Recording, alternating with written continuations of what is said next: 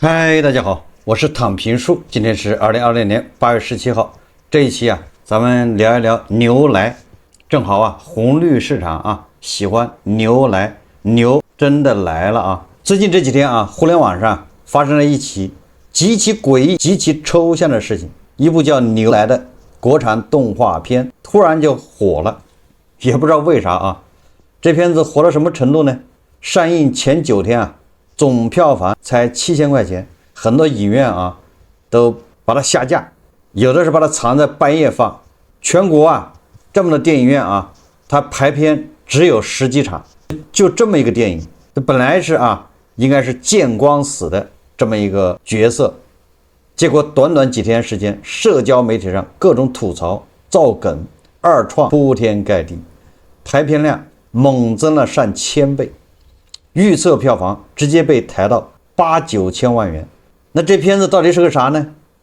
很遺憾我也不知道，因為我沒看。我怎麼知道這事呢？是因為我看胡一靜老師微博，胡一靜老師連發了5個還是6個關於牛來的微博。我在直播的時候也有網友問我牛來，我根本就不知道這玩意兒是什麼東西。那我才去找着去看一看當然我不是說看這電影，我沒時間，我就看看這到底咋回事。這就是一個媽媽寫劇本，兒子做動畫，網友親切地稱之為首創動畫片。2個人用一台破電腦折騰了5年搞出來的東西，畫面卡頓，動作穿模，建模粗糙的就像20年前幼兒園大班小朋友手搓出來的。這是胡一靜老師說的連我們熟悉的老胡一靜老師也忍不住去湊這個熱鬧。老胡連發好幾條微博，記錄了他看牛來的心路歷程。老胡第一天他說附近的影院沒有排片。老胡這個人他家門口的萬達電影院，這回我知道了，他就住在那個建國門外，不是建國门外，叫大望路现代城对面那個萬達他就在那萬達那附近住，他應該住在金地或者什麼地方。然後他說他附近的萬達電影院沒有，那估計就是那地方了。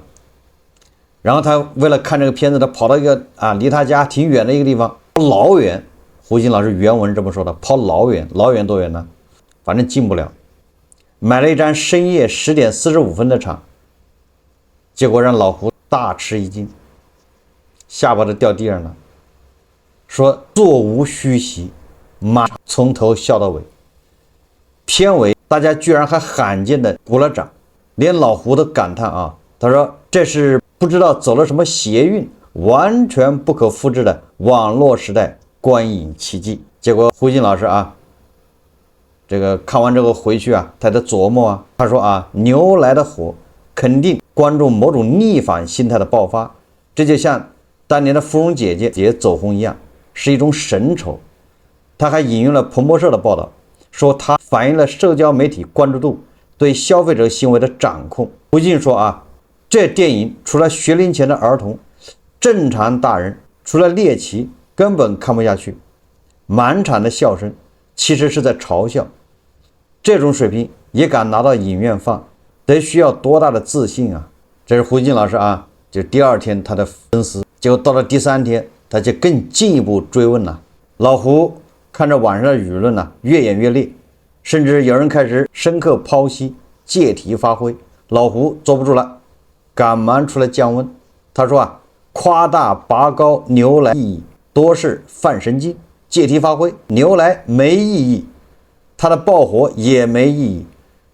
這就是大家從眾開了一個灰色幽默玩笑，大家千萬別太聳動，別細思極恐，要捶胸頓足去別的地方找坑去。這是胡一靜老師說的也就是這玩意，胡一靜老師應該說這玩意不值一提。但問題是你第一天你看完之後你說鼓掌了，大家從頭笑到尾，那這個大家去看電影本身就是要輕鬆要笑那能讓大家輕鬆笑，說明他也成功了從一個作品來說他的目的達到了，对吧？你笑了，至于你是笑他的內容粗制濫造、手搓，還是說根本就对吧，就上不了台面，你嘲笑那也是笑。老胡不愧是老胡说話永遠那麼中庸，永遠在試圖把一個已經沸騰的社會情緒啊解釋成一場無害的意外啊，純粹是個意外。但老胡這次啊，可能想得太簡單了，或者說啊，他是不敢往深裡想。一個上映9天只有7000塊票房的垃圾動畫，憑什麼一夜之間捲走幾千萬？大家真的只是閒得慌去買票看個笑話嗎？一張電影票幾十塊錢，在今天這個大家連花10塊錢都要掂量掂量的大環境下，幾百萬人掏真金白銀去影院買單，對吧？你都願意為這個垃圾片子去買单，而不願意去為加藤老師那個，對吧？那19塊錢一張票，完了加藤老師還送你面吃，你都不願意去買票。還有對吧？那個韓紅老師的求大家走個面，對吧？北京的老少爺們兒、老少娘們兒啊，走個面，給大家把他一頓臭罵。那為什麼這種垃圾片子大家願意掏錢去走個面呢？就是很多事情你要对比分析啊，人比人氣死人，貨比貨得扔。所以说啊，幾百萬人掏真金白銀去影院買單，這個不能說無意義的玩笑啊。天下沒有無緣無故的愛，也沒有無緣無故的神仇。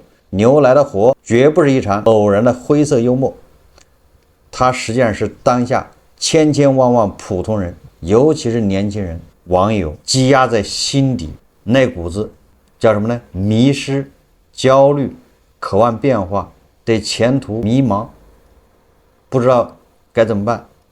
他們聽了太多的專家說的，太多的權威媒體叫他這樣叫他那樣，但是他們都無法改變現狀。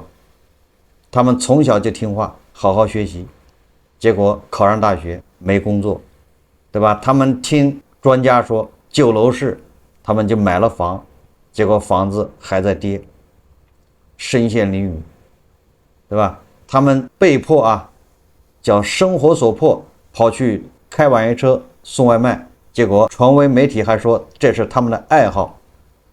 他們有理無處說，沒有地方找理說理他們渾身都是嘴，他也說不了。那麼在這種背景下，是不是就積壓了一股潮流，叫暗流湧動？實際上他是借一切機會，他對現在現行的這種現實秩序強烈不滿的一次集中爆發。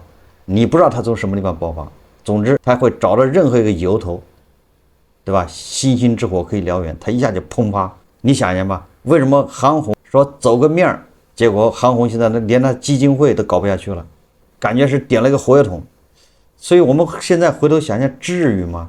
他就是說走個面，那為什麼呢？你要往深處想，實際上就大家心裡都積着某股氣，只不過借這個機會把它發洩出來。你也不知道你哪兒就逆了龍，對吧？不知道。所以我們看着胡静老師這幾條微博我們要進一步分析這個所謂的灰色幽默的它的根源，對吧？要揭開他這種胡静老師說的這種溫情的紗布。胡静老師把它淡化，對吧？說這就是一次無厘頭的無意義的玩笑，其實不是，沒有無緣無故的愛，也沒有無緣無故的恨。所以我們要從心理學、社会學、經濟學，甚至歷史學的角度，對吧？來看一看牛來爆火背後的這種它的機制和成因，它的社會背景。就像我們要講名著，對吧？4大名著，我們更多的要去了解那個背景。你了解了背景，你了解了成書的背景，對不对？那書是什麼時候寫的？那個寫書那個年代，你才能對這個書很多東西才能了解得更透徹。否則你不知道他說什麼，不知所云。所以說，你如果不從這個成因，從社會背景去看分析，你也不知道牛來為什麼會火。網上有網友說他對那個牛来現象有一句評價寫的比較狠，也特別準。他說車也是一種反抗，也可以驅逐劣幣驅逐劣幣。什麼意思我們經常說劣幣逐良幣，那劣幣把良幣趕走了，那誰能把幣趕走呢？那就是币，也很有意思对吧？你劣幣逐良幣，現在這個市面上都是劣幣啊。那誰把劣幣趕走的？不是良幣把劣幣趕走啊，是密。實際上這種說法就是，對吧？你沒發現這個思想道德它往下滑坡嗎？誰的底線更低，誰就能贏；誰更抽象，誰就能贏。這幾年啊，就從電影這行業來說，我們觀眾被所謂的大導演、大制作、精英班，對吧？各種程序，各种看上去很專業，对吧？那個拍攝那個器材，大家知道嗎？有的時候拍攝的時候，那個燈光，那個燈啊，一個燈泡5、6千，那個拍攝現場都多少個燈泡？那個燈泡有的時候壞一個，對吧？你拍一集壞2個，一個專業的那個攝影機，對吧？那恐怕都是幾十萬起呀。導演是吧？導演那個剪接比他身高還高，鸿篇制，对吧？巨資，哎，動不動投資就成本的8個億，就這種啊，對吧？請着流量最大的明星宣發是鋪天蓋地，結果啊，給我們端上來是什麼呢？給我們端上來就是吐槽，对吧？大家非常失望，就是炒冷飯，要麼就是大家吐槽，要麼就是高高在上的說教，我們花錢去買個娛樂，買個快樂，結果跑去看了，原來他想教育我，又要給我上一課，很多網友受不了啊，对吧？完了这個我不笑，他說我看不懂，說我這個啊智商不在線，要麼就是流水線上的商業垃圾，簡單你看，對吧？他是打着啊打着這個明星一流明星，打着巨資制作這個旗號，實際上他就是叫金玉其表，敗絮其中啊，驢糞擔子表面觀啊，實際上這個他呈現出来那個就是個垃圾片子，忽悠我們進電影院看，這就是良幣被劣幣逐走了啊！甚至有些電影純粹就是為了給資本套現，所以說很多人說啊，你拍電影就是洗錢了，要不然怎麼來的呢？最典型的啊是前陣子某些科班大導演面對觀眾質疑電影爛的時候，居然大言不慚的說啊，不可能爛，我是電影學院研究生畢業，電影是我們的宗教，觀眾覺得不好看是觀眾不懂行。你看這種行業壁壘精英主義多麼傲慢，是吧？他們的邏輯啊，我是專業人士，我餵你吃什麼你就得咽什麼，你要是說不好吃，那是你的審美不行，是你配不上我的電影，配不上我的藝術。結果呢，觀眾積累了多年的怨氣在這一刻徹底爆發。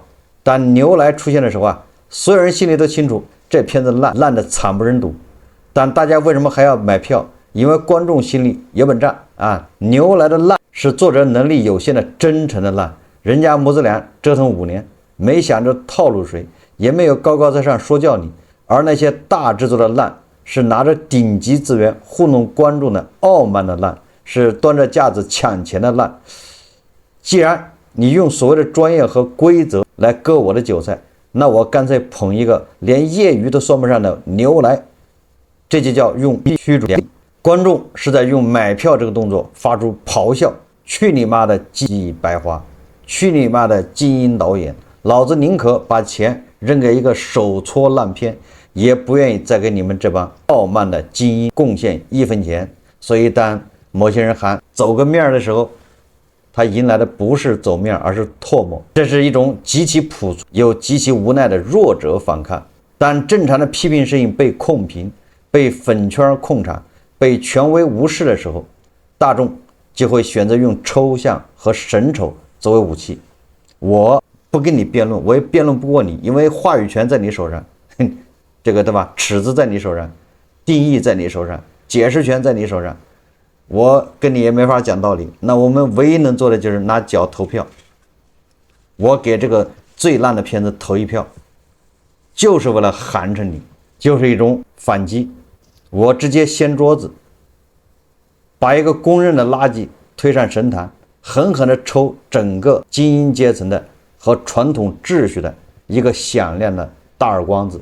胡錫進老師雖然勸大家啊不要細思極恐，但如果我們用嚴肅的學術角度啊，就專業角度去看這件事啊，恰恰值得啊細思。從心理學角度看啊，這個叫防禦性心理機制與美學啊。德國美學家沃林格啊，在他的名著叫《抽象與移情》提出一個核心觀點，就當一個人對外部世界感到安全、確定、有掌控感時，他會傾向於移情，去欣賞自然的美；而當一個人對現實世界感到極度不安、緊張、焦慮、內耗覺得周圍一切隨時可能崩潰或背叛自己時，抽象和神醜的衝動就會佔據上風。為什麼呢？因為寫實的現實太殘酷、太壓抑。但年輕人在現實中每天面對的是看不完的 KPI、降薪裁員的陰影、35歲危機的懸崖，他的精神世界已經高度緊繃。此時，那些完美無瑕的宏大敘事、精致利己的精英美學，不僅不能撫慰他，反而像是一種諷刺，對吧？是對他的一種嘲笑。於是人們開始逃避真實，抽爆叫擁抱抽象，通過故作荒唐來暴露現實的真正的荒唐，通過假裝瘋癲來保住最後一絲不瘋的清醒。這在心理學上就叫做自我防禦機制。當大家在影院裡對牛抽操建模的爆笑，不是因為電影好笑，而是在進行一场集体的情緒排毒。我們在笑那個荒誕的電影，其實是在笑那個同樣荒誕、同樣不講道理的真實的生活。從社會學來看這是微觀與群體的迷失。今天社會最大的痛點是什麼？是秩序感的喪失。過去幾十年，社會給普通人提供了一套極其清晰的成功學履歷表，对吧？也就是你刷題，好好讀書，成為別人家嘴裡面的，对吧？成為別人嘴裡面那個別人家的孩子，好好學習，對吧？努力付出，然後你考上大學，找個好的工作，買房、結婚、生孩子，然後階层躍升，是吧？一份耕耘一份收穫，隨着時間的流逝，你的財富、你的成就在增加。這叫過去20年社會給大家這麼一個印象。那這套邏輯曾經也是堅不可摧，大家認為就是這樣，我們就這麼幹就行了。但現在呢，這套邏輯失效了。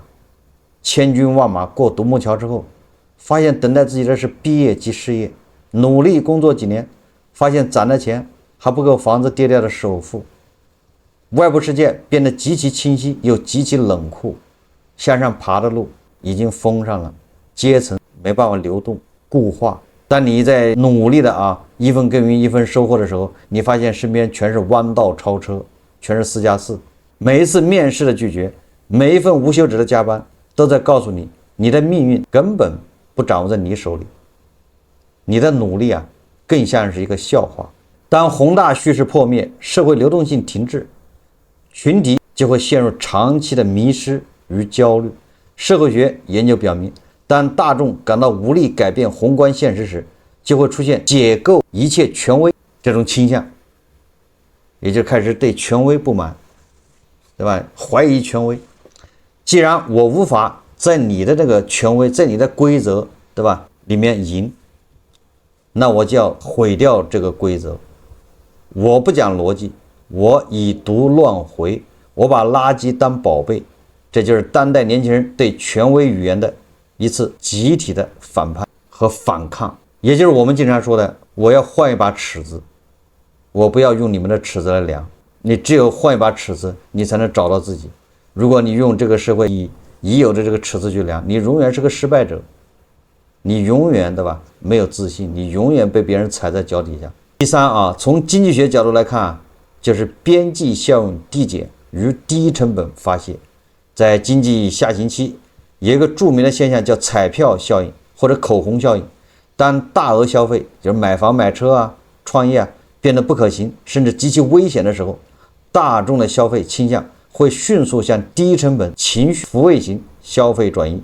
看一場牛來，花30-40塊錢買到的不是電影本身，而是一張參加集體行為藝術的門票，是一張可以在社交媒體上發帖玩梗獲得群體認同的通行證。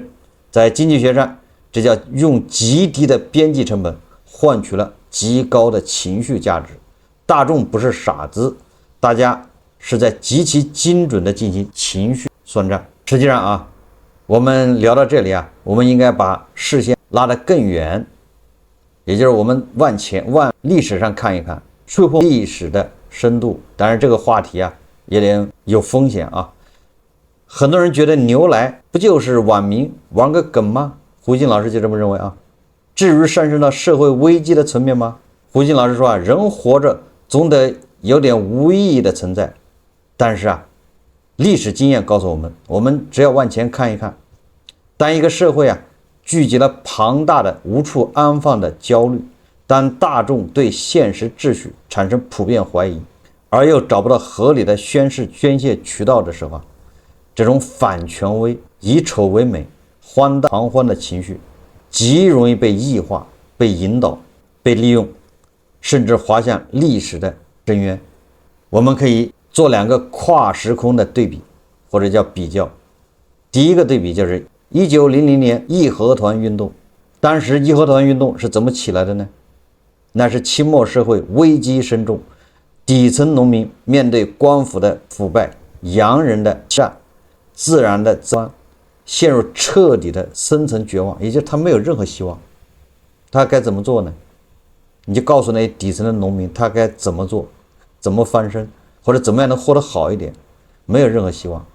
那麼就在這種時候呢，他們找不到科學和理性的出路，路都被堵死了。所以啊，在那种背景下，一種極其荒誕抽象的狂熱發生了。他們借着扶清滅洋、神功護體、槍彈不入、刀槍不入，对吧？站在現代理性人的角度看，義和團的那些刀槍不入的符咒，那些神鬼附體的儀式，難道不荒謬嗎？難道不抽象嗎？但在當時，那種荒卻是底層大眾唯一的精神鴉片，是他們面對無法抵禦的外部巨變的時候啊，盲目抓在手中的反抗武器。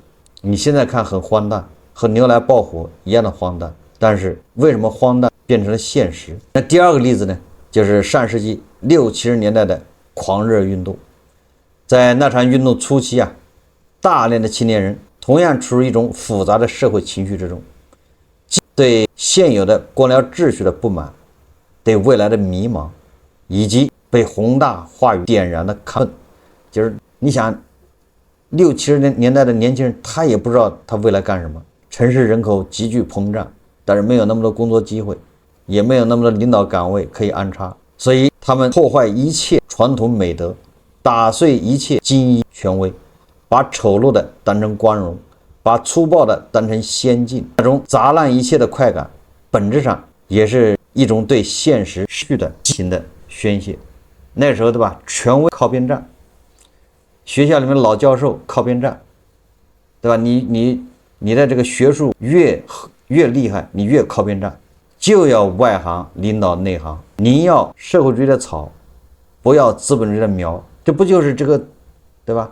我們寧要這個手搓的牛來，也不要，對吧？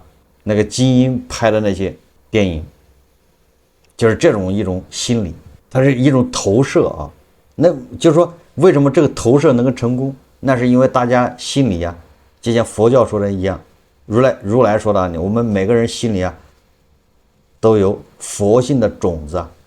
這個佛性的種子呢，被污垢遮蓋了，所以它體現不出來。但你把這污垢去掉之後，你就成佛了啊！我們實際上就是一個道理啊，我們心中早就積蓄了這些東西啊，積累了這些，但哪一天時機成熟，它會露出來。我們心中有佛性的種子，但哪一天啊，這個佛光照進去，佛光普照啊，你把你的這個污垢啊給它擦掉之後，能接收佛光，那麼你這個佛性的種子就發芽了，你就成佛了啊。那對我們很多年輕人網民来說啊，那就是我们心裡積攢了這樣的種子。什麼種子啊？這個種子是怎麼埋下的呢？就是我們越來越感覺到焦慮不安，對未來越來越沒有信心。而這一切呢，都是在我們在過去那個快速增長那個規則之下，我們還在沿着那個規則在走，但是我沿着那個規則走，明顯得不到任何好處，反而陷入深淵。对吧？你想啊，我們現在很多家長玩命的給孩子投入，讓他又花錢買學區房，又花錢上輔導班，又花錢，對吧？各種，然後最後不行還補習1-2年，考上一個2本，結果出來就送外賣。你想想，他的腦海裡規則就是考上大學就可以的啊，考上大學就會改變命運，知識改變命運，努力就會有回報。但結果呢，大相徑庭，他錢全花掉了，為此還背上了貸款，結果一畢業就去送外賣，對吧？這就是一個例子啊。社會現在這個方面非常多啊。30歲的人他很努力，玩命攢錢，勒緊褲腰帶，結果他在2021年買了一套房，或者是2020年，對吧？他買了一套房，結果現在身陷囹圄。前幾年，對吧？他前半輩子賺的錢都沒了，完了之後他還倒欠銀行的錢，就是說這種導致什麼？導致大家对你過去的那一套敘事產生了懷疑，對吧？我努力有什麼用呢？反而，對吧？不努力的人，反而一般人他買不起房，他那個學習太差了，所以家裡也不給他投入，讓他去補習，讓他去，对吧？上輔導班，讓他玩命學。哎，反正人家一出來也是送外賣，他少花錢了，然後他反正是送外賣，他也不打算買房，買不起，反而他，对吧？这叫因禍得福，他沒有買房，反而他現在生活很輕鬆。小鎮青年，小鎮做題家，反而，對吧？脖子已經被套死了，這就是負反饋。這我們在節目一直說啊，負反饋。當然，社會無法給年輕人提供正向的反饋，就是我一分努力就有一分回報的時候，不能提供這種正反饋的時候，當努力不再能改變命運，人們就會放棄理性，擁抱狂熱，放棄嚴肅，擁抱荒誕。因為嚴肅理性這些東西都改變不了，那我就要試另外一種啊，這就是一種本能啊。這條路走不通，那本能就要走另外一條路啊。放棄建構，擁抱破壞。今天他們可以用買票看爛片來表達反抗。如果這種社會焦慮持續加劇，明天這股情緒會以什麼形式爆發？這才是胡一靜老師啊不敢說也不敢想的。但是啊，我們每一個清醒的人必須深思的細思極恐。那麼這個荒誕啊，還延伸到了我們紅綠市場 ，A 股的牛來瘋魔，股市賭場化。如果說網民啊看牛來還只是一場文化上的灰色幽默，那麼當這股風吹進中國的紅綠市場，這場荒誕劇就徹底演變成了荒誕不經的社會瘋魔。牛來票房暴漲之後啊，這股熱度居然瞬間蔓延到了 A 股市場。同花順熱股榜的前5名裡，有3只股票因為名字裡帶個牛字，金牛化工、公牛集團、同牛信息，直接被狂熱的散戶買上了熱搜。股吧裡一片歡騰，有人曬出牛來的電影票，大喊牛市來了，討個好彩頭。這個顯然啊，就是把無厘頭啊、神奇和荒誕這幾個詞演繹到了極致。這也再次反映咱們的這個紅綠市場啊，金融消費者極其悲慘又極其可笑的現狀。中國的金融消費者是世界上最苦逼，也是最迷信，也是最蠢的一群人。当然了，他自以為聰明啊，叫自作聰明。在這個長期缺乏賺錢效益、規則透明度備受爭議的資本市場裡，正規的技術分析早已失效，價值投資已經變成了套牢的代名詞。當合理的邏輯無法讓人賺到錢，股市就徹底淪為了一個巨大的玄學賭場。實際上你看，它是一個道理啊，就是你在紅綠市場裡面，你按照所有的經典，对吧？巴菲特的經典格的，還是各種啊投資理論，你天天研究波浪理論啊什麼，你天天研究，結果你根本賺不到錢，你褲衩子都賠沒了。一個道理啊。那既然這樣的話，那很多金融消費者他就開始就像牛來爆火一樣，那我就開始玩玄的，對吧？董事長生日哪一天呢？对吧？這個公司董事長屬性，哎，屬什麼呢？甚至董事長的這個老闆的這個星座，對吧？當這個特朗普和那個誰哈里斯兩人競選的時候，川大之勝不是暴漲就是暴跌，是吧？還是什麼？就是玩這種無厘頭，為什麼呢？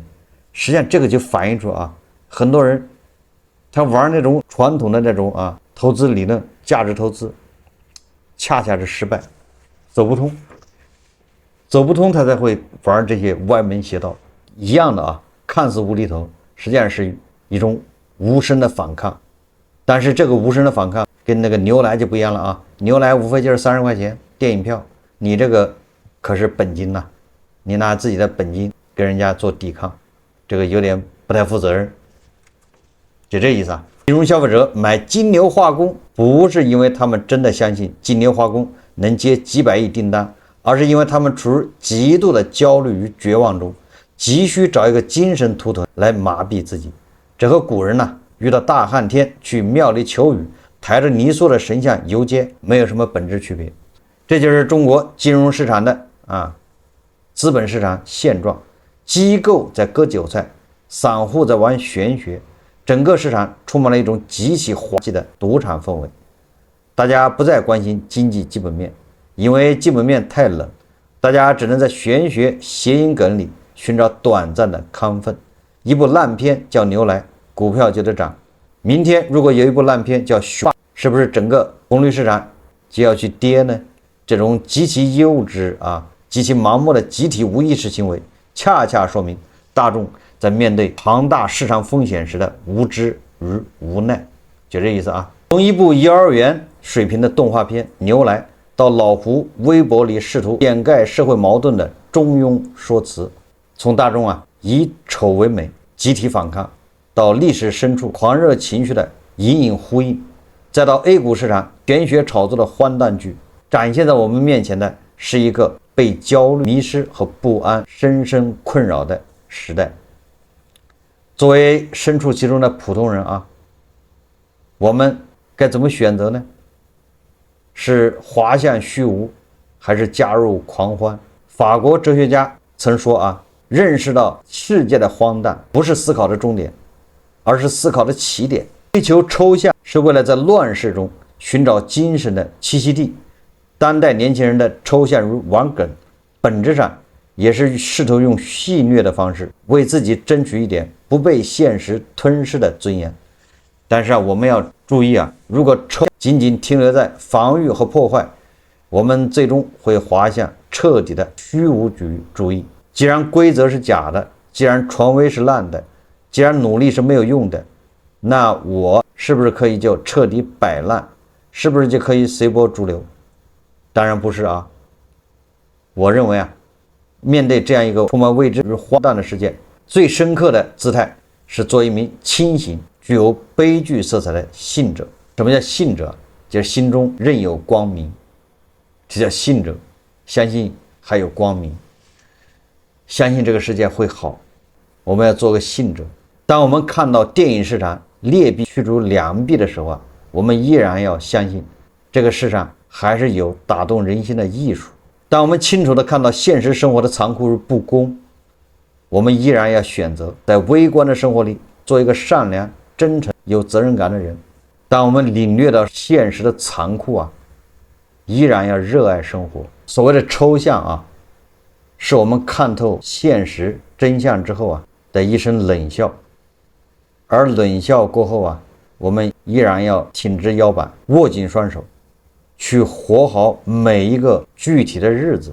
就是生活還要繼續，不是說你認清形勢之後就擺爛，對吧？認清形勢之後依然熱愛生活。世界越荒唐，我們越要清醒；外部越混亂，我們的內心越要安定。劣幣良幣，迷劣幣，一物降一物，如此往返好，這期節目咱們就聊到這裡，感謝大家收看。如果喜歡我的節目，歡迎訂閱、點讚、評論，謝謝大家。